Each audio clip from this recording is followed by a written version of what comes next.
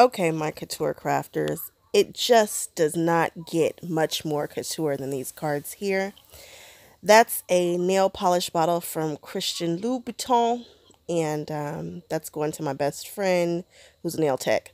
So I'm grabbing the Tons stamp set here. This is the solid stamp set, one of the two solid stamp sets. I will leave all of the things down there in the bottom. And I'm inking it initially with Catherine Pooler ink. However, my Catherine Pooler ink is just a little too juicy. So for this solid stamp, it's just bubbling up. It's too juicy and I refuse to take some of that ink off of there.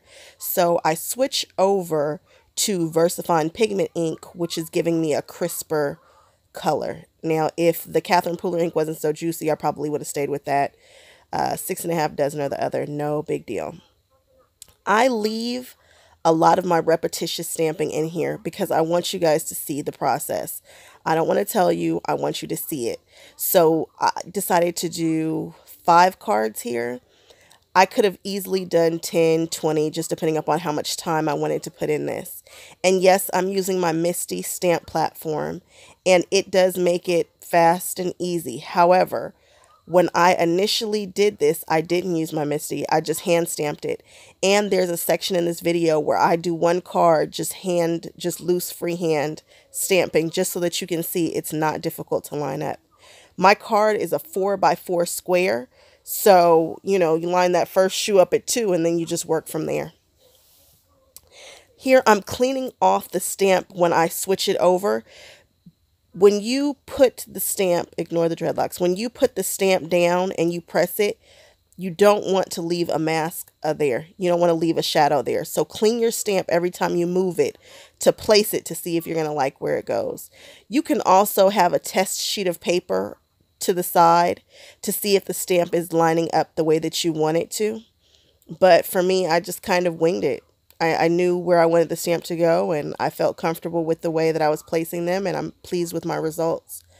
Again, this is not difficult. You can freehand stamp this too. So again, VersaFine, moving the stamp around. I think I did 5. I might be stamping. I kept 5. Maybe I did 6. No, I think I just did 5. Here's me freehand stamping. Now, dreadlocks are getting ready to hit the camera. I didn't realize I had my dreadlocks piled up to the heavens, and I didn't realize I was hitting the camera initially. But this is real time. I did not speed this part up. You're watching me do this real time so that you can see how quickly it can be done. Now, yes, we're looking at red and brown locks. I can't help that, and I left it in here on purpose, because this is how long it takes to do one. It's quick. It's hand done. I'm not using a Misty. It can be done, and it comes out just fine. This next one is when I realize I'm feeling something. Something's hitting my hair. Is that the camera? Wow. Great job, Max. So I scoot over. The best way to line up something is to get right on top of it. When you're doing your layering stamps, the same rules apply. You have to get on top of it and look straight down through your clear stamp. Excuse me, that's what I'm doing. And there you go. And now I'm going to put that to the side and keep going. Brutus Monroe makes the most luxurious, cute bows ever. I love this stamp set. It's so cute. I wish he made one that was bigger. If he made one the same exact way but larger, I would just love him forever. I switched back to my Catherine Pooler ink because these are lined images. It doesn't matter how juicy the stamp is. I'll still get pretty decent results. No worries there. And I was going to do some Copic coloring, and what you're not going to do is use your VersaFine Clair to do some Copic coloring. That's not what we're going to do, because that's a very, very good way to ruin your Copics. Again, look at how cute all these bows are, but they're so tiny. No dies, guys. That's how you know I love you, when I'm willing to fussy cut for you. I was fussy cussing all while that was happening. I used a distress marker in Candied Apple to color all the bottom of the shoes. And now I'm just using some Copic markers to color these bows. There's no sense in me telling you what Copic colors I use, because you know what? They're all slightly different. I use different variations of R24, 27, I think R56, something like that. Somewhere around there, maybe R46 and 56. But if you look at all my bows, they're slightly different. I was looking for that perfect orangey red that would match the red bottoms, but I think I found it actually on the one that I'm doing right there, but I didn't care. I kind of liked the fact that all the bows were slightly different. I could have kept all the bows the same. I just wanted to do something a little different, a little quirky. So I am coloring these all just a little bit different, however I feel, just grabbing different shades of red and playing with it. I am not a Copic colorer for real. My technique is just laying down a light color and then coming in with a medium color and then finally with the dark in the areas that I think should be darkened. I don't use a light source. I don't make things make sense. I just make things look pretty to my own personal eye. Again, if you want to see somebody color beautifully or take some classes and all that, they've got Copic boot camps. They've got Lamika out there. There's just people who do this. Deirdre, but this is not what I do. I'm simply laying down color and doing what feels good to me. And because Brutus Monroe has these flowers that already have shading, you can't go against that. So you just kind of go darker where the shading is. And I came out with some really cute bows. Now, he does not have dies that go with these bows, and most people who have dies cut that white border around them, which annoys me. So I fussy cut all of these, and yes, I was fussy cussing because, ugh, I hate fussy cutting. It is the worst ever. This is what took so long. This is what makes this card even more couture, let me tell it, is sitting there cutting all of those bows out. This is also what's probably going to prompt me to get a Brother Scan and Cut because I don't ever want to have to cut things out like that ever again. I just hate it. So this is me folding the card bases, and there I am. The most unflattering picture of me ever, but that's okay. The base is the base is 5 by 5, and the gold would be 4 3/4. And then I think I cut the black at maybe 4 1/2. Something along those lines. Something like that.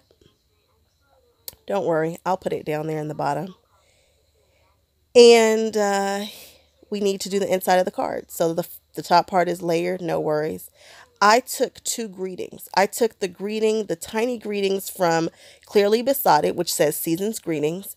And then I took a greeting from the Ton that said, May your closet be ever full. And that just, oh, I just love it. The Ton nailed it with this shoe stamp set. It's been out forever. People have done variations of this card before. People have done just all kinds of stuff with these shoe stamps. It's an oldie, but it's probably one of the best stamp sets that they've ever come out with. I love them, and I find myself gravitating towards them all the time. So right there, you saw me use some plastic just to get the placement right. I'm eyeballing everything, and then you just peel the plastic off.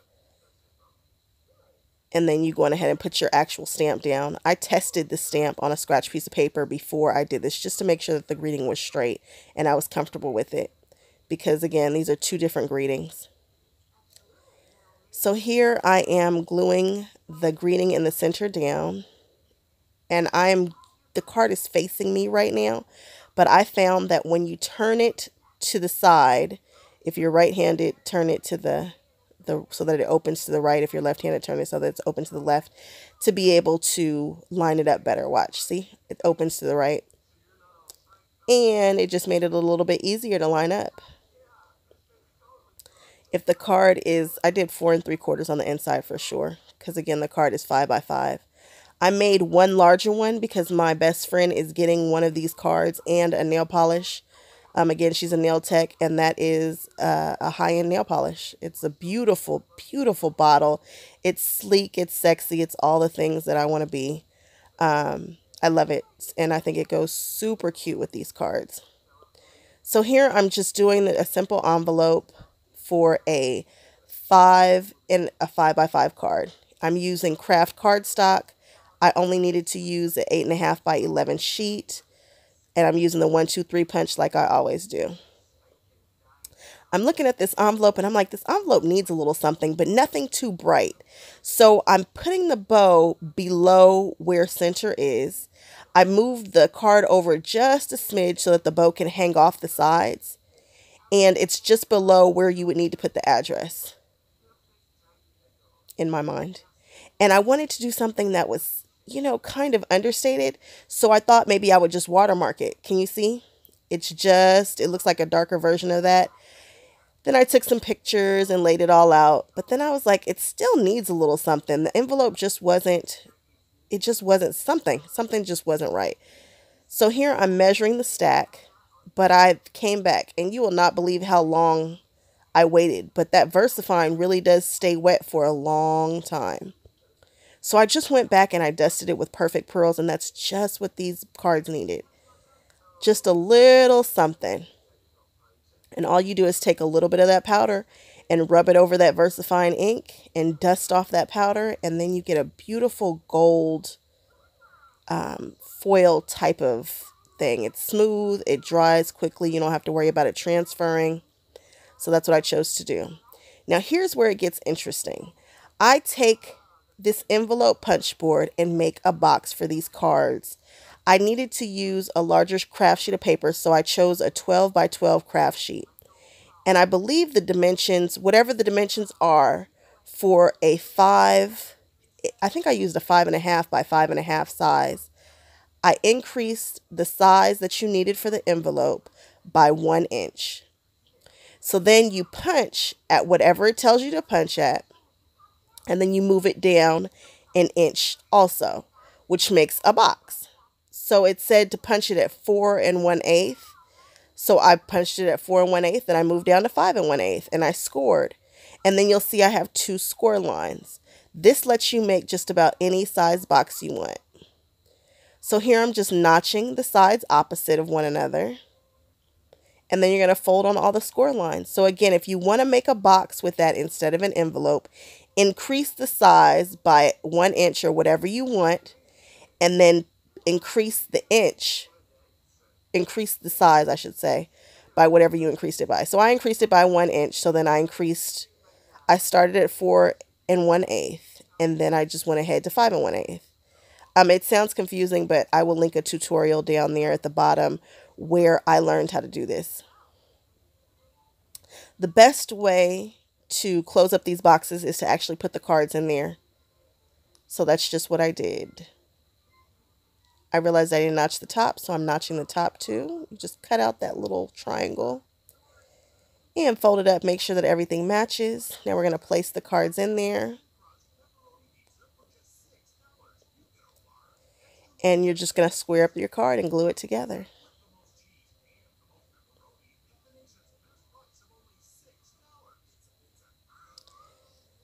I started with the tabs on the bottom, and I just made sure that I could kind of move it around a little bit. I closed the box to make sure that it would close properly. And then I just held it there so that the little tabs took.